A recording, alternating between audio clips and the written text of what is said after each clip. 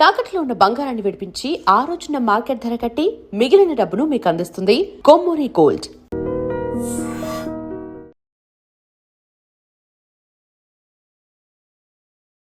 నమస్తే, నేను Kavitha. Welcome to iDream news and నిజాలు.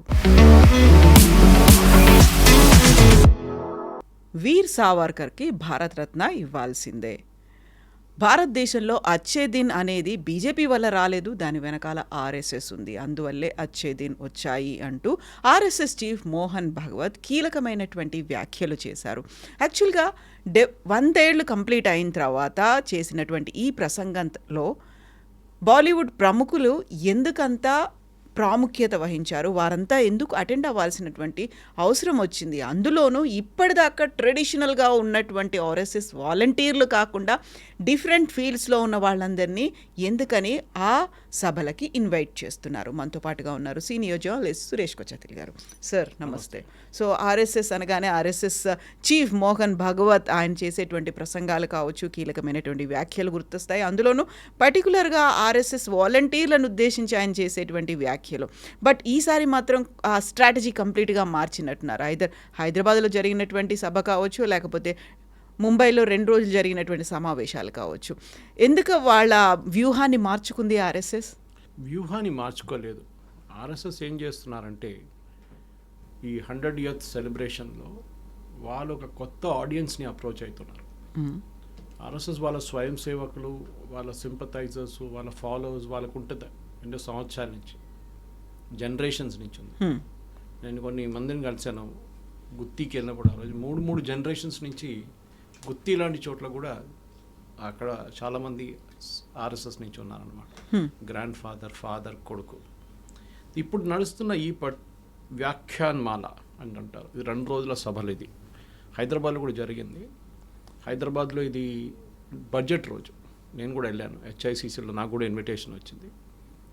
అది దాంట్లో ఆశ్చర్యం నాకేం కనిపించిందంటే దాంట్లో అందరు ప్రొఫెషనల్స్ పిలిచారు. నేను పేరు తీసుకోవాలనుకుంటలేను, కానీ ప్రతి హాస్పిటల్ చీఫ్ అక్కడ వచ్చారు. చాలామంది సీనియర్ డాక్టర్లు వచ్చారు. చార్టర్డ్ అకౌంటెంట్స్ కనిపించారు నాకు.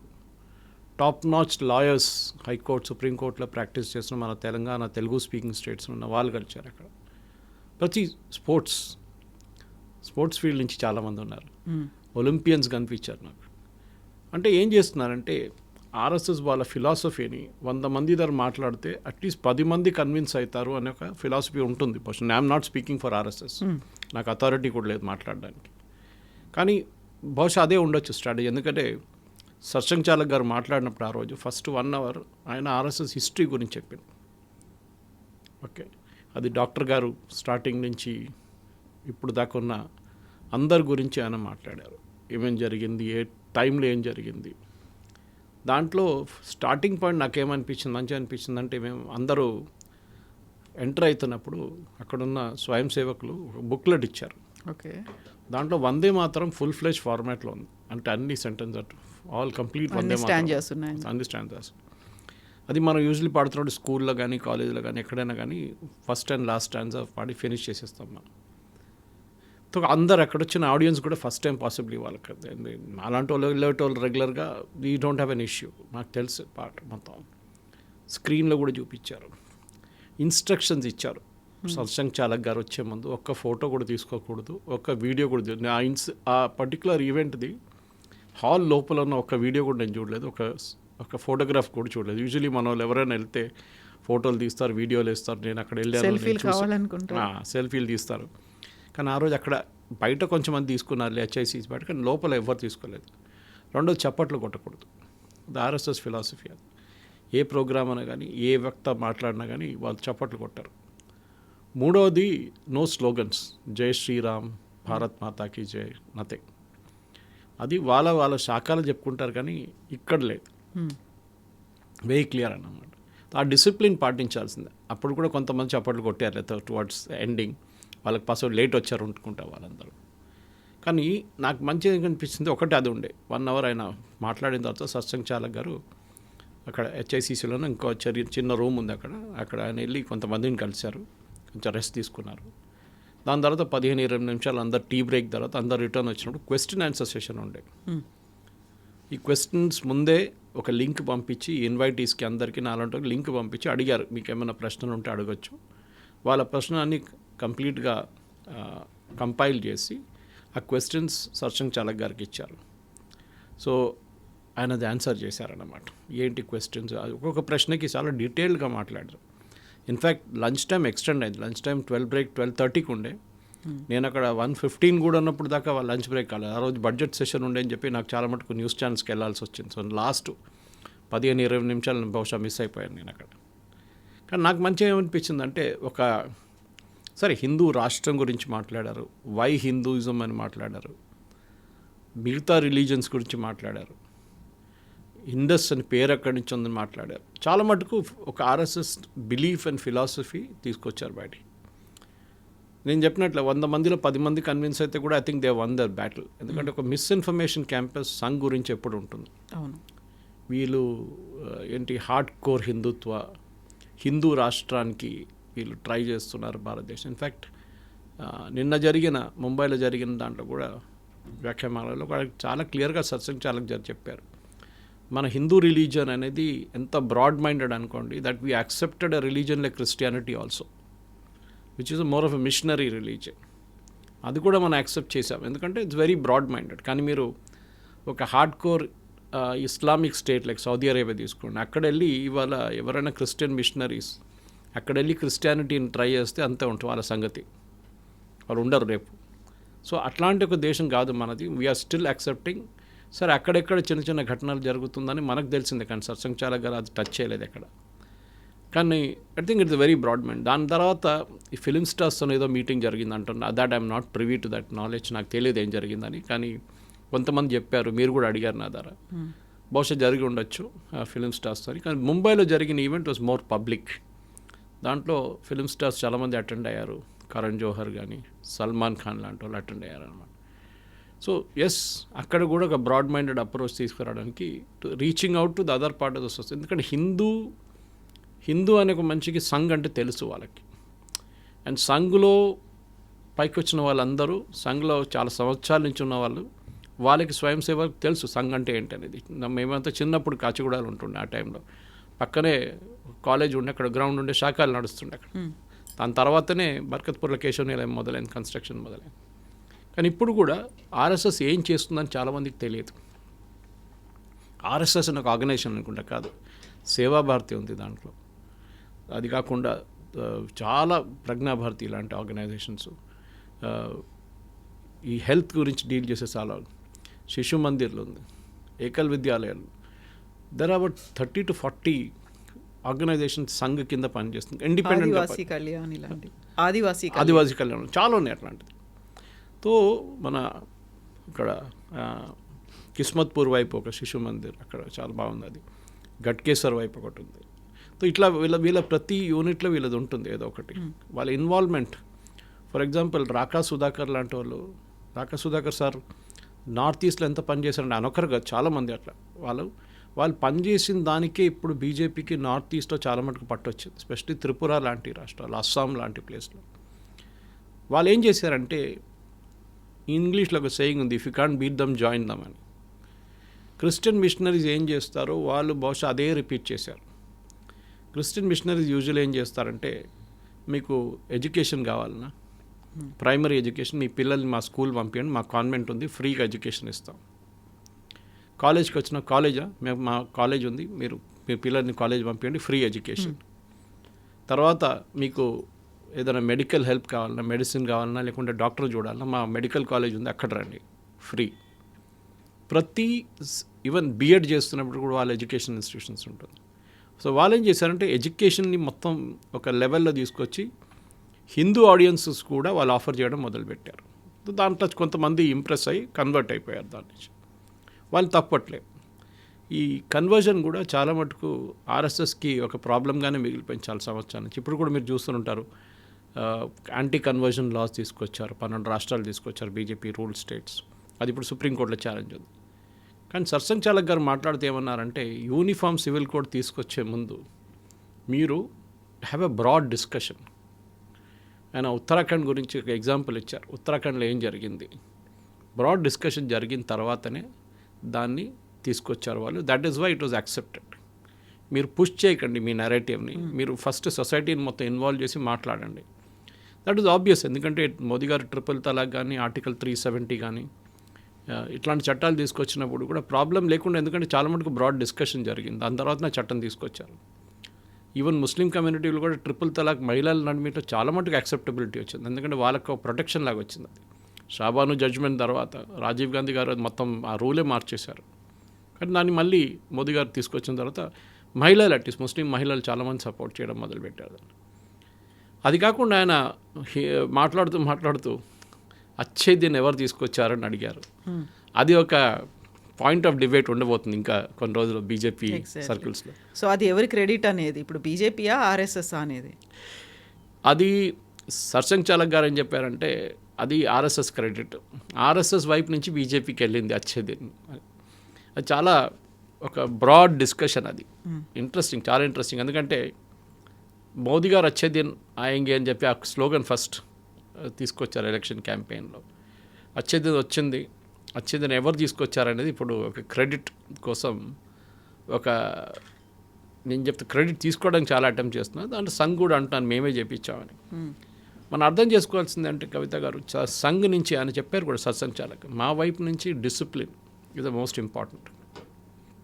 అది మీరు ఏ బయటకు వెళ్ళినా కానీ, సంఘది ఏ శాఖకి వెళ్ళినా కానీ టైమింగ్ అంటే టైమింగ్. వాళ్ళు 5 గంటలకు మొదలు పెడతారంటే 5 గంటలకు మొదలు పెడతారు, నాట్ 5:01. ఇది ఒక దసరా మిలన్లో, దసరా టైంలో వాళ్ళ నాగ్పూర్లో పెద్ద ఒక రూట్ మార్చ్ ఉంటుంది. సర్సంఘ్ చాలక్ గారు మాట్లాడతారు, ఒక విఐపి వస్తారు విజయదశమి రోజు. ఆ రోజు జరిగిన ఒక ఫంక్షన్లో 3-4 సంవత్సరాల ముందు జనరల్ వికే సింగ్ని పిలిచారు, రిటైర్డ్. ఆయన అప్పుడు మినిస్టర్గా ఉన్నారు. పిలిస్తే వికే సింగ్ గారు యాజ్ యూజువల్ లైక్ ఏ మినిస్టర్ ఒక 10-15 మినిట్స్ లేట్ వచ్చారు. ఆయన్ని వెనక కూర్చోబెట్టారు, నాట్ ఇన్ ద ఫ్రంట్ రో. ఫ్రంట్ రోలో సీట్ ఉండే ఆయనకి. లేట్ వచ్చారని చెప్పి they made him SIT right at the back. వెనక కూర్చోబెట్టి అక్కడి నుంచి ఆయన మాట్లాడిన కూడా ఇవ్వలేదు. సో ఈ గాట్ ద మెసేజ్. సంఘ్ అనేది ఏదో, ఈవెన్ వాళ్ళు, మీరు బిలీవ్ చేయరు కవిత గారు, వాళ్ళ చప్పుర్లు బయట అరేంజ్ చేస్తారు వాళ్ళు, ఫుట్వేర్ చూడాలి, లైన్లో ఉంటుంది పర్ఫెక్ట్. సి ముస్లిం ఆర్గనైజేషన్ కానీ కొన్ని క్రిస్టియన్స్ ఆర్గనైజేషన్ ఆర్ఎస్ఎస్ని క్రిటిసైజ్ చేస్తారు. సరే, they have a right to criticise, అంటే ప్రాబ్లం లేదు. కానీ ఆర్ఎస్ఎస్ అనే ఒక ఫిలాసఫీని, రాష్ట్రీయ స్వయం సేవ, వీళ్ళు ఇండిపెండెన్స్ మూమెంట్లో వీళ్ళు పార్టిసిపేట్ చేయలేదే. ఒక కల్చరల్ ఆర్గనైజేషన్ ఉండే ఆర్ఎస్ఎస్ అరుణ అసఫ్ అలీ అంటే వాళ్ళని ప్రొటెక్షన్ ఇచ్చారు ఇండిపెండెన్స్ టైంలో, ప్రీ ఇండిపెండెన్స్ మూమెంట్లో. అదంతా మర్చిపోతున్నారు. ఆర్ఎస్ఎస్ పొలిటికల్ ఆర్గనైజేషన్ కాదు. అక్కడ civil disobedience movement, RSS national ఫ్లాగ్ని, పతాకాన్ని ఎగురవేయట్లేదు. ఎగ్జాక్ట్లీ 1990s వరకు కూడా నాగపూర్ కేంద్ర కార్యాలయంలో అన్లెస్ అంటిల్ సుప్రీంకోర్టు ఇచ్చినటువంటి ఆర్డర్స్ని బేస్ చేసుకుని అప్పటిదాకా మాత్రమే, అంతకుముందు అంతా కాషాయ ధ్వజాన్ని ఎగరేసుకున్నారు, వాళ్ళకంటూ ఒక జెండా ఉంది కాబట్టి. నవీన్ జిందల్ గారు వేసిన ఒక పెటిషన్ ఉండేది. ఎందుకంటే అప్పుడు దాకా only August 15th and January 26th, maximum October 2nd, ఈ 3 రోజులే, యాక్చువల్లీ 2 రోజులే మీరు ఫ్లాగ్, మీరు పతాకాన్ని ఎగురవేయచ్చు అనమాట. దాన్ని రూల్ మార్చారు. సుప్రీంకోర్టు జడ్జిమెంట్ వచ్చిన తర్వాత ప్రతి మనిషి వాళ్ళ ఇంట్లో రోజు కూడా ఫ్లాగ్ కోడ్ ఫాలో చేయాలంతే. ఫ్లాగ్ కోడ్ అంటే ఏం లేదు, సాయంత్రం కాగానే ఫ్లాగ్ని యాక్చువల్లీ కిందికి దింపాలి 6:30, as sunset happens, before sunset దాన్ని కిందికి తీసుకురావాలి. నెక్స్ట్ డే మార్నింగ్ మళ్ళీ, దానికి చాలా రూల్స్ ఉన్నాయి. చినిగిపోయిన ఫ్లాగ్ ఇది పతాకం వేయకూడదు, చాలా మటుకు రూల్స్ ఉన్నాయి దాన్ని, అదని ఫాలో చేయాల్సింది. కానీ ఆర్ఎస్ఎస్ చీఫ్ ఏమంటున్నా, ఆ టైంలో కూడా ఆర్గ్యుమెంట్ ఇదే వచ్చింది, వీళ్ళు పార్టిసిపేట్ చేయలేదు, వీళ్ళు ఫ్రీడమ్ మూమెంట్లో పార్టిసిపేట్ చేయలేదు, వీళ్ళందరూ ఎస్కేపిస్టులు అని చెప్పేసి. అది తప్పు. శ్యామాప్రసాద్ ముఖర్జీ ఎక్కడి నుంచి వచ్చారండి? You the part of Nehru cabinet. వీళ్ళందరూ రైట్ వింగే, that is no doubt about. Jana Sangh founders వాళ్ళందరూ. కానీ ముందు నెహ్రూ క్యాబినెట్లో ఉండే కదా శ్యామాప్రసాద్ ముఖర్జీ గారు. ఆయన దాని తర్వాతనే మనకు తెలుసు he had a very unfortunate death in Kashmir. అట్లా చాలా మటుకు సంఘ్ది బిల్డప్ ఓవర్ ద ఇయర్స్ చాలా ఫ్యాసినేటింగ్. ఎందుకంటే మనం రతన్ శారదా గారు రాసిన పుస్తకాలు కొన్ని ఉన్నాయి, దాంట్లో కూడా మనకు చాలా మటుకు డీటెయిల్స్ వస్తుంది, ఏం చేశారు సంఘ్, ఎప్పుడు చేశారు, ఎందుకు చేశారు అనేది. సో వాళ్ళ ఫిలాసఫీ వాళ్ళకు ఉంది. కానీ ఇప్పుడు సర్సంఘ్ చాలక్ గారు ఏం చేస్తున్నారంటే ఒక బ్రాడ్ మైండెడ్ అప్రోచ్ తీసుకొస్తున్నారు. సంఘ్ అనేది క్లోజ్ డోర్ ఆర్గనైజేషన్ కాదు, మేము వీఆర్ ఓపెన్ టు స్క్రూటినీ, మీరు మా ఫిలాసఫీ ఇదే అని మేము ఎక్స్ప్లెయిన్ చేస్తున్నాం, మీకు నచ్చితే మీరు మా సంఘ్ బయటకి రావచ్చు, శాఖలకి రావాలని చెప్పట్లేదు, మీ బయటకు రావచ్చు. బయటకు వచ్చి బయటకులో చాలామంది రెగ్యులర్గా ఉంటుంది. మా ఏరియాలో అల్వాల్లో రెగ్యులర్గా అక్కడ 2 శాఖలు ఉన్నాయి అక్కడ మన దగ్గర, కానీ అక్కడ రెగ్యులర్గా నడుస్తూనే ఉంటుంది, బయటక్స్ ఉంటుంది అన్నమాట. ఇట్లాంటి పరిస్థితులు ఈ బయటక్స్ అంతా నడుస్తున్నప్పుడు చాలా మటుకు విఐపీస్ని పిలుస్తారు, పెద్ద పెద్ద స్పీకర్స్ని పిలుస్తారు, ఒక వాల్యూ అడిషన్ ఉంటుంది. నేను చూసాను చాలామంది కాలేజ్ యంగ్స్టర్స్ కూడా ఇట్లాంటి మీట్స్కి వస్తారు. ఇప్పుడు మనం భజన్ క్లబ్బింగ్ అని విన్నాం మనం. మన్ కీ బాత్లో ప్రధానమంత్రి కూడా మాట్లాడారు దాని గురించి. ఎందుకంటే సడన్గా పబ్కి వెళ్ళి తాగి కొట్లాడి అక్కడ లౌడ్ మ్యూజిక్ వెళ్ళొద్దని చెప్పట్లేదు. Even when I was young మేము కూడా వెళ్తుండే, అది ప్రాబ్లం లేదు. యంగ్ అంటే మేము వర్కింగ్ ప్రొఫెషనల్గా కూడా వెళ్తుండే ఎర్లీ డేస్లో 80s 90sలో అంతా. కానీ దాని ఫ్యాషన్ పోతుంది కొన్ని రోజుల తర్వాత. సో ఒక ఇస్కాన్లో నడుస్తున్న ఒక హిందూ రివైవలిజం కానీ సద్గురు జగ్గి వాసుదేవ్, శ్రీ రవిశంకర్ ఇట్లాంటి వాళ్ళు తీసుకొస్తున్న ఒక యంగ్స్టర్స్ని తీసుకొస్తున్న కాన్సెప్ట్ కూడా సర్సంఘ్ చాలక్ గారు ట్రై చేస్తున్నారు. దానికోసం ఆ రోజు అక్కడ కలిసిన ప్రొఫెషనల్స్ చాలామంది, నేను ఇవాళ దాకా ఆర్ఎస్ఎస్ ఫంక్షన్లు ఎప్పుడు చూడలేదు, వాళ్ళని ఫస్ట్ టైం కనిపించారు. సో ఆర్ఎస్ఎస్ ఫౌండింగ్ ఎట్లా వచ్చింది, వాళ్ళు ఎందుకు ముందుకు వచ్చారు, వాళ్ళు ఏమేమి చేశారు అన్నీ మొత్తం డీటెయిల్ అవుట్ చేశారు. బహుశా అదే ప్రతి సిటీలో వాళ్ళు చేస్తున్నారు ఇప్పుడు. అయితే ఇప్పుడు మిగతా డిఫరెంట్ ఫీల్డ్స్లో ఉన్న వాళ్ళు ఎమినెంట్ పర్సనాలిటీస్ అక్కడ అటెండ్ అవుతే ఓకే, బట్ బాలీవుడ్ ప్రముఖుల్ని కూడా పిలిచారు అంటే బాలీవుడ్ని సాఫ్రనైజ్ చేయాలనేటువంటి ప్రయత్నం ఆర్ఎస్ఎస్ చేస్తోంది. అందుకే వాళ్ళందరినీ ఇన్వైట్ చేశారు. ఇప్పటిదాకా వాళ్ళు ఇన్విటేషన్ రాలేదు, వాళ్ళు ఎవరు పార్టిసిపేట్ చేయలేదు అనేది గుప్పిట్లో పెట్టుకునే ప్రయత్నం చేస్తోందా? ఇట్లాంటి బయటకుల ముందు జరగలేదు. మీరు చూస్తే అక్కడెక్కడ ఉండొచ్చు, కానీ ఇట్లాంటి బ్రాడ్, ఎందుకంటే 100 years అనగానే ఒక ల్యాండ్ మార్క్ సంఖ్య. 100 years సెలబ్రేట్ చేయడంలో వాళ్ళు రెగ్యులర్ ఆడియన్స్కి తెలుసు. మేము శాఖకి వెళ్తున్న వాళ్ళు కానివ్వండి, మిగతా వాళ్ళకి అందరూ ఆర్ఎస్ఎస్ అంటే ఏంటి తెలుసు. ఓకే, సదావత్సలే రాతృభూమి అని పాడుకుంటూ మేము వెళ్ళిపోతాం అట్లనే. అది కాకుండా కాషాయ జెండా అది ఉంటుంది ఒకటి. సో అదంతా శాఖలు కానీ దాంట్లో లాఠీలు ఎట్లా యూజ్ చేస్తారు, ఇదంతా ఉంటుంది, దండా ఎట్లా యూజ్ చేస్తారనేది. కానీ బయట ఉన్న వాళ్ళకి తెలియదు ఏంటి, వాళ్ళకి మిస్అండర్స్టాండింగ్ ఉంది. ఆర్ఎస్ఎస్ అనగానే ఓ బాబ్రీ మస్జిద్, రైట్స్, అది ఇది అని చెప్పి తీసుకొస్తారు. చాలా హార్డ్ కోర్ హిందూతో మాట్లాడతారు, హిందూ దేశం గురించి మాట్లాడతారు. నార్త్ ఈస్ట్లో చూడండి, ఛత్తీస్గఢ్లో చూడండి. సత్సంగ్ చాలక్ దగ్గర ఒక చాలా ఇంట్రెస్టింగ్ క్వశ్చన్ అడిగారు ఎవరో. మన దేశాలు ఎన్నో గుడులు ఉన్నాయి, టెంపుల్స్ ఉన్నాయి కదా, దీన్ని కొంతమంది స్వాధీనం చేసుకున్నారు, కొంతమంది ప్రైవేట్ ఇండివిజువల్స్ కొట్టేశారు, కొంత గవర్నమెంట్ తీసుకెళ్ళిపోయారు. స్పెషల్ తమిళనాడు లాంటి ప్లేస్, హెచ్ఆర్ఎన్సీ డిపార్ట్మెంట్, మన దగ్గర కూడా ఎండోమెంట్స్ లాంటి. మనం ఈ ప్రజల నడిమిట్లో మళ్ళీ గుడికి తీసుకురావాలంటే, అంటే డివోటీస్ కోసం తీసుకురావాలంటే ఏం చేయాలని సత్సంగ్ చాలక్ దగ్గర అడిగారు. ఆర్ఎస్ఎస్ ఏం చేస్తారని. సో సత్సంగ్ చాలక్ గారు చాలా మంచిగా ఆన్సర్ ఇచ్చారు. ఏం చెప్పారంటే, అది మా పని కాదు, దానికి విశ్వ హిందూ పరిషత్ ఉంది, మీరు వాళ్ళ దగ్గర మాట్లాడండి. వాళ్ళు ప్రజలతో మాట్లాడి ఎక్కడెక్కడ టెంపుల్స్ ఉన్నాయి, ఎక్కడెక్కడ గుళ్ళు ఉన్నాయి, వాళ్ళు దాని గురించి మాట్లాడి ప్రజలకి మళ్ళీ అదే డివోటీస్ మేనేజ్ చేసేట్లు తీసుకురావాల్సి వస్తుంది. దాంట్లో చాలా లోపాలు ఉండే ముందు, దానికైతే గవర్నమెంట్ టేక్ ఓవర్ చేశారు. ఇప్పుడే తమిళనాడులో చూస్తున్నాం మనం, ఈ 2 ఫ్యాక్షన్స్ కొట్టుకుంటున్నాయి ఒక టెంపుల్ కోసం. అది మద్రాస్ హైకోర్టుకు వచ్చింది, అది ఒక జడ్జి ముందు ఉందన్నమాట డిసిషన్ కోసం. అట్లాంటి చాలా ఇష్యూస్ ఉన్నాయి మన దగ్గర. ఇప్పుడు విహెచ్పి చూసుకోవాలి అనుకున్నప్పుడు గ్లోబల్ హిందూ ఒక ఆర్గనైజేషన్ లాగా ఏర్పడాలి, వాళ్ళందరూ యూనిటీ అవ్వాల్సినటువంటి అవసరం ఉంది అనే మాట ఎందుకన్నారు మరీనా? కావాలి కదా, ఎందుకు? ఇప్పుడు నేను బ్యాంకాక్లో ఉన్నప్పుడు అక్కడ ఆర్ఎస్ఎస్ అని చెప్పారు, అక్కడ బయట ఉన్న అవుట్ సైడ్ ఇండియా హెచ్ఎస్ఎస్ అని చెప్తారు. అక్కడ కూడా శాఖలు ఉండే. ఎవ్రీ సండే బ్యాంకాక్లో ఒక పార్క్లో శాఖ నడుస్తుండే. I use to go for it. కానీ అక్కడ ఆర్ఎస్ఎస్ది యాంథమ్ కానీ మిగతా ఏం పాడరు అక్కడ. ఎందుకంటే అక్కడ రాజా ఉన్నారు ఒకరు, you have to respect him, is authority. మొన్ననే శాంతివనంలో ఇక్కడ హైదరాబాద్లో చాలా పెద్ద ఒక సమ్మేళనం జరిగింది. లోకంలో అన్ని చాలా మంది కంట్రీస్ నుంచి ఇక్కడికి వచ్చారన్నమాట. చాలామంది డెలిగేట్స్ వచ్చారు, హెచ్ఎస్ఎస్ డెలిగేట్స్. ఆర్ఎస్ఎస్ ఏం ట్రై చేస్తున్నా అంటే హిందూ ఫిలాసఫీ. ఇప్పుడు నిన్న మోదీ గారు మలేషియాకి వెళ్ళినప్పుడు మీరు చూసుంటారు, తమిళంతా ఏకం చేస్తుంది మనల్ని. ఈవెన్ రామాయణ లాంటి అక్కడ ఉంటుంది రామాయణ. థాయిలాండ్కి వెళ్ళండి, వియట్నాంకి వెళ్ళండి, కంబోడియాకి వెళ్ళండి, ఆ రామాయణ ఇంపాక్ట్ ఉంటుంది. మహాభారతం మీకు ఎక్కువ కనిపిస్తుంది, రామాయణం కనిపిస్తుంది అక్కడ డిఫరెంట్ డ్యాన్స్ ఫామ్స్లో. అంటే మీరు Suvarnabhumi airport Bangkok, Samudramanthan airport నడిమిట్లో చాలా పెద్దది ఒకటి. ఆలోచించండి, ఇట్స్ అ బుద్ధిస్ట్ కంట్రీ. సముద్రం అంతా ఎక్కడి నుంచి వచ్చింది అక్కడ. మన దగ్గర పెట్టారనుకోండి, ఢిల్లీ ఎయిర్పోర్ట్లోనే, ఒక హైదరాబాద్ ఎయిర్పోర్ట్లో, అంతే సంగతి. కథ మొత్తం గొడవ అయిపోతుంది. సెక్యులరిజం పోయింది, అది పోయింది, ఇది పోయింది అంటారు. సో సంఘ్ ఒక అవుట్రీచ్ చేస్తున్నారు. ఈ అవుట్రీచ్తోని వాళ్ళు, మీరు ఫిలిం స్టార్స్ని ఎందుకు ఇన్వైట్ చేస్తారు, ఎందుకు ఇన్వైట్ చేయకూడదు, నా లాజిక్ అది ఉంటుంది. సరే, సాఫ్రనైజేషన్ నడుస్తుంది బాలీవుడ్లో అంటే, కేరళ ఫైల్స్ వచ్చినప్పుడు కాంట్రవర్సీ ఉంటాయి. I was involved with that. ఆ ప్రొడ్యూసర్స్తో నేను కూడా కపుల్ ఆఫ్ పాడ్కాస్ట్ చేశాము, యూఎస్ రిలీజ్ టైంలో మాట్లాడాము. దాని తర్వాత మనం దురంధర్ సినిమా వచ్చినప్పుడు అదే కాంట్రవర్సీ వచ్చింది. అదేంటి మళ్ళీ హిందూ యూనో ఇస్లామోఫోబియా తీసుకొచ్చారు వీళ్ళు, ఇస్లామోఫోబియా చేస్తున్నారు కావాలని. అంటే లేదు, జరిగిన ఇన్సిడెంట్ చూపించడం తప్పేం లేదు. ఇప్పుడు కేరళ స్టోరీ కూడా వచ్చినప్పుడు ఎంత పెద్ద కాంట్రవర్సీ ఎందుకు ఉందంటే, ఆ దాంట్లో 3 మహిళల నుంచి 33,000 మహిళలు అని చెప్పినప్పుడు ఆ కాంట్రవర్సీ. 33 మహిళలు, 33,000 మహిళలు ఎక్కడ వెళ్ళారు? కేరళ హైకోర్టులో 1991లో అప్పుడున్న డైరెక్టర్ జనరల్ ఆఫ్ పోలీస్ ఒక అఫిడవిట్ ఇచ్చారు, మా దగ్గర 6,000 మంది అమ్మాయిలు ఇవాళ కనిపించకుండా పోయారు ఇప్పుడు దాకా అని చెప్పి. 6,000 1991లో. We are in 2026. ఆ ఫిలిం రిలీజ్ అయింది 2023-24 టైంలో. అప్పుడు డెఫినెట్గా 33 ఉండొచ్చు కదా.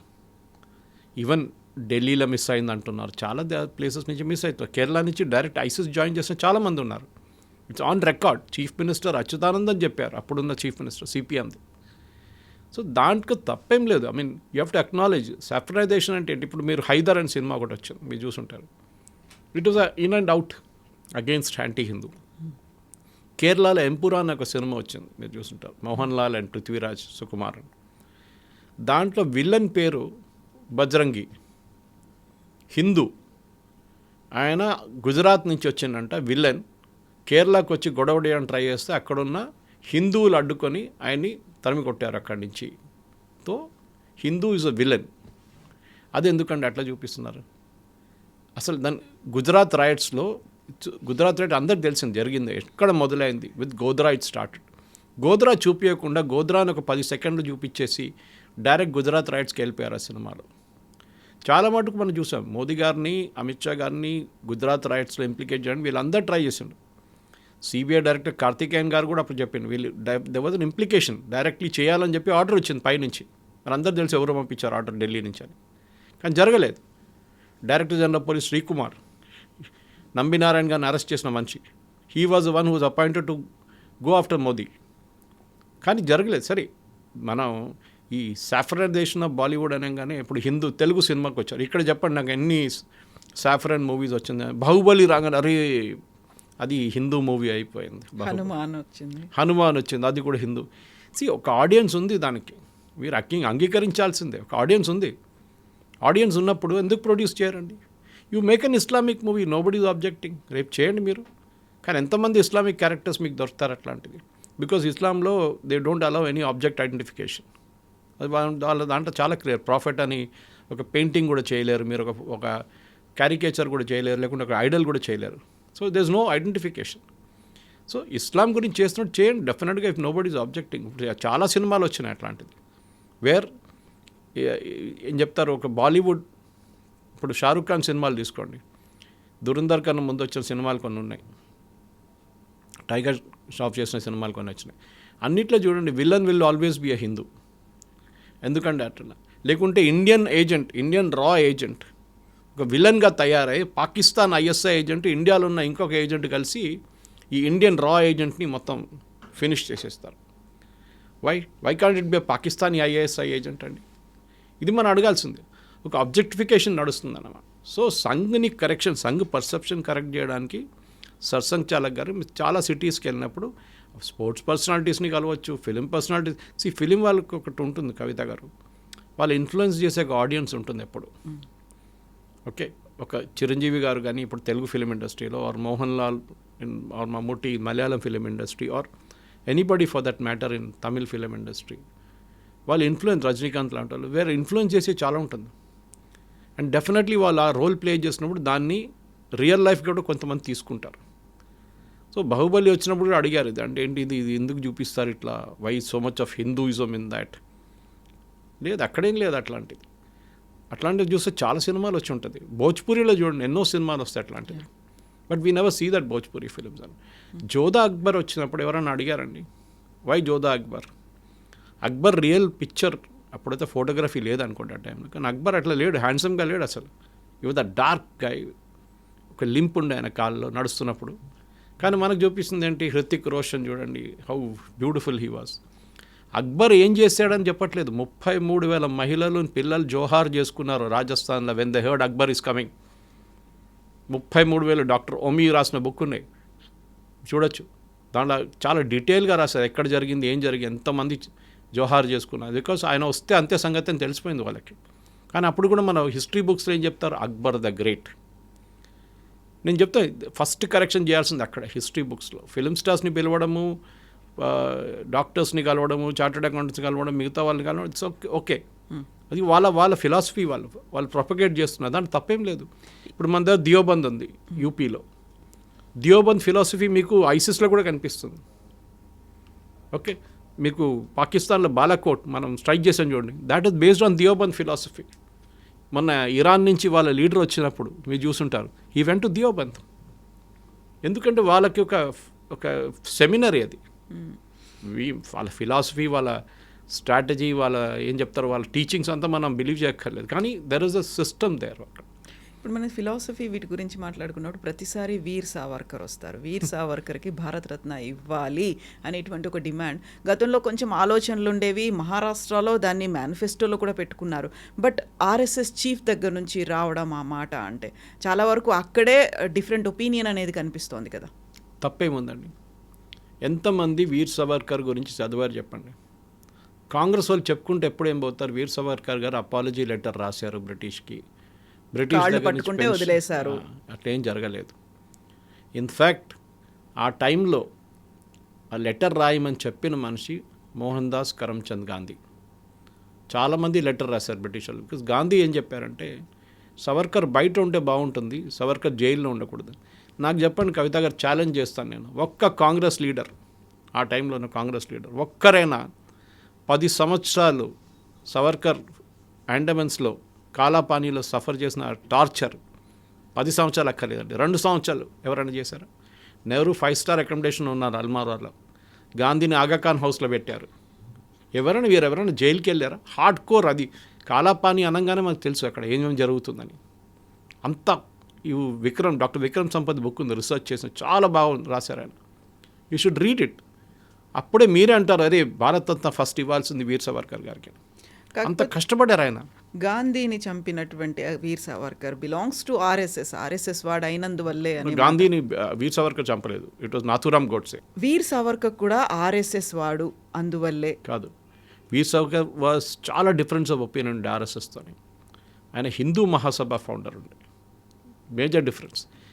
లండన్కి వెళ్ళినప్పుడు కూడా, లండన్లో ఇండియా హౌస్లో అక్కడున్న మేడం కామా కానీ, ఆమె ప్యారిస్కి వెళ్ళిన తర్వాత అక్కడున్న మిగతా ఫ్రీడమ్ ఫైటర్స్తో ఆయన కలిసి ఆ టైంలో చేసిన రెబెలియన్కి ఆయన అరెస్ట్ చేశారు. అప్పుడు మీకు గుర్తుంటుంది, భారతదేశానికి తుపాకీలు పంపించారు పుస్తకం లోపల పెట్టి. చాలా పెద్ద స్టోరీ అది, చెప్పుకుంటూ పోతే అది కంప్లీట్ ఎపిసోడ్ చేయాల్సి వస్తుంది దాని మీద. దాని మీదే సవర్కర్ గారు ప్యారిస్కి వెళ్ళిన తర్వాత కూడా మేడం కామే చెప్పారు, don't go back to London, మిమ్మల్ని అరెస్ట్ చేస్తారు బ్రిటిష్ వాళ్ళు, చేయనియండి అని చెప్పేసి వచ్చేసారు. ఇది కూడా ఎస్కేప్ను, ప్యారిస్లోనే ఉండొచ్చు ఆయన, ఏం కాకపోతుండే ఆయనకి. వచ్చారు తిరిగి లండన్కి వచ్చి ఆయన బ్రిటిష్ ఆఫీసర్స్ వాళ్ళని అరెస్ట్ చేశారు, కాన్స్పిరసీ కేసు అని చెప్పి, ఎక్కడో ఎవరో బాంబు వేశారు అది ఇదని చెప్పేసి. ఇదంతా నడుస్తుంది. ఐ మీన్ ఆ టైంలో జరిగిన వీర్ సావర్కర్ని ఈవెన్ గాంధీ అసాసినేషన్ ఇంప్లికేట్ చేయడానికి ట్రై చేశారు నెహ్రూ. కోర్టు ఆయన్ని రిలీజ్ చేశారు. అప్పుడు గోడ్సే చేశారు, ఎస్, గోడ్సే అని కూడా ఆర్ఎస్ఎస్ మంచి అని చెప్పారు. Godse was never RSS sympathiser, ఉండే ఒక టైంలో. కానీ దాని తర్వాత ఆయన బయటకు వచ్చేసిండు. ఇప్పుడు అట్లాంటి చాలామంది ఉన్నారు. ముస్లిం లీగ్ ఉన్న, ఇండియన్ యూనియన్ ముస్లిం లీగ్ ఉంది ఇప్పుడు కూడా కేరళలో, జిన్నా పార్టీ అది. ఇప్పుడు జిన్నా చేసిన అత్యాచారాన్ని ఇప్పుడున్న ఐఎంఎల్ కేరళ వాళ్ళని పట్టుకోవచ్చా చెప్పండి? జమైతే ఇస్లాం ఉంది మన దగ్గర, హార్డ్ కోర్ ఇస్లామిక్ వాళ్ళు ఇప్పుడు కూడా అంటున్నారు మాకు ఇండియాలో ఇస్లామిక్ నేషన్ కావాల్సిందే. ఇప్పుడు కేరళలో ఈ ఎలక్షన్కి టైప్ పెట్టుకున్నారు కాంగ్రెస్ వాళ్ళు, అక్కడ అసెంబ్లీ ఎలక్షన్. అప్పుడేమంటారండి? సో వీర్ సావర్కర్ హిస్టరీ చదవమని చెప్పండి first. I beg to remain your obedient servant అని లెటర్లో రాసేది మహాత్మా గాంధీ కూడా రాశారు. It was a usage at that time. Thanking you, your sincerely అని మనం రాస్తాం చూడండి, I beg to remain your obedient servant. Even Ratnagiri release చేసి రత్నగిరికి పంపించిన తర్వాత కూడా ఆయన హౌస్ అరెస్ట్లో పెట్టారు బ్రిటిష్ వాళ్ళు, బయటికి రానియలేదు. అంత భయపడుతుండే. ఆలోచించండి. ఎప్పుడు చెప్తాం కదా భారతదేశానికి స్వాతంత్రం తీసుకొచ్చింది మహాత్మా గాంధీ, నెహ్రూ అని కాదు. It was Netaji Subhash Chandrabose. Clement Attlee చాలా క్లియర్గా చెప్పారు, వీళ్ళు ఎవరు కాదు, మేము ఆయన్ని భయపడి ఫ్రీడమ్ మేము సంతకం పెట్టాను నేనని చెప్పారు. You were the prime minister at that time. So హిస్టరీని కరెక్ట్ చేయాలి. వీర్ సావర్కర్ అనగానే రాహుల్ గాంధీకి పెద్ద ప్రాబ్లం. ఆయన మీద కేసు వేశారు, అపాలజైజ్ చేశాడు. ఈ శరద్ పవార్ చెప్పారు సోనియా గాంధీకి, రాహుల్ గాంధీ గారు నోరు దొరవద్దని చెప్పండి సవర్కర్ గురించి, we are getting impacted in Maharashtra ఒక్కరే కాదు. If you read his life teaching, అది మన టెక్స్ట్ బుక్స్లో ఉండాల్సింది. అది ప్రతి టెక్స్ట్ బుక్లో ఉండాలి, ఒక చాప్టర్ ఉండాలి వీర్ సావర్కర్ గురించి. ఇది కైండ్ ఆఫ్ మీరు you may have a difference opinion with this tactics, కానీ ఆ రోజు ఆయన కష్టపడింది భారతదేశాని కోసం, కాలాపానీలు వెళ్ళి ఆ 10 సంవత్సరాలు కష్టపడింది. It has to be a part of our history books. అది చేయట్లేదు. దానికోసం వీర్ సావర్కర్ అనగానే I'm not Savarkar, I'm Gandhi. ఏ గాంధీ అండి? మీ ఫాదర్ పేరు ఫిరోజ్ గాంధీ ఉండే, యు ద పార్సీ. మీరేమో ఆ గాంధీ పేరు హైజాక్ చేసుకున్నారు. మీరు ఆయన పాపం ఆయన్ని ఇంటి నుంచి తరిమి కొట్టారు వీళ్ళు, నెహ్రూ ఫ్యామిలీ. ఆయన గ్రేవ్ ఏమో అలహాబాద్లో పడి ఉంది, ఢిల్లీలో పెద్ద సమాధి లేదు ఆయనకి. ఇది మనం అడగాల్సి. Savarkar is a very colourful character. చాలా కష్టపడ్డారు 10 సంవత్సరాలు. ఆయన బ్రదర్ ఇద్దరు. It's real shocking history. ఆయన చదివితే, మీరు ఆ బుక్స్ చదివితే కూడా చాలా మటుకు మరాఠీలో ఉంది ఆయన బుక్స్ అంతా. You should really read it. మనం అది చదివిన తర్వాత డిబేట్ చేయమని చెప్పండి. I'm ready to debate with anybody on Savarkar. ఎవరైనా రమ్మని చెప్పండి, ఫ్యాక్ట్స్తో డిబేట్ చేయాలంతే. ఎగ్జాక్ట్లీ. మనం వీర్ సావర్కర్ మీద ఇంకొక భారతరత్న ఇవ్వాల్సిందే ఫర్ మై ఒపీనియన్. ఎస్, ఎందుకంటే చాలామందికి ఇచ్చారు, నేను పేర్లు తీసుకొని, కానీ చాలామంది యూజ్లెస్ థర్డ్ రేట్ క్యారెక్టర్స్ కూడా పద్మశ్రీలు, పద్మభూషణ్లు ఇచ్చారు మన దేశంలో. కొంతమంది జర్నలిస్టులు డబ్బులు తీసుకొని రాస్తున్న వాళ్ళు కూడా, రాజ్దీప్ సర్దేశాయ్, బర్ఖాదత్, ఇట్లాంటి శేఖర్ గుప్తా ఇట్లాంటి వాళ్ళు కూడా ఇచ్చారు. ఎవరిచ్చారండి ఇట్లాంటి పద్మ అవార్డ్స్ వాళ్ళకి? And definitely by all means Bharat Ratna Savarkar గారికి ఇవ్వాల్సిందే.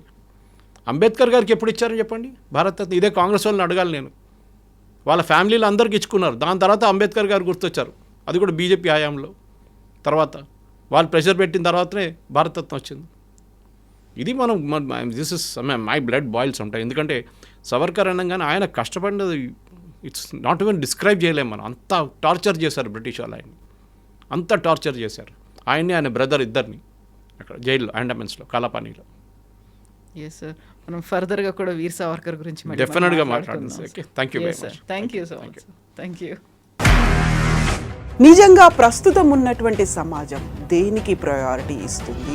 ఆర్థిక సంబంధాల చుట్టూ మాత్రమే తిరుగుతోంది. మళ్ళీ ఎన్నికలంగానే చాలా విరక్తి కలుగుతాను. మంచి అనిపిస్తుంది కదా, లేడీస్ కూడా ఛాలెంజింగ్ జాబ్స్ చేసినప్పుడు చాలా బాగుంటుంది.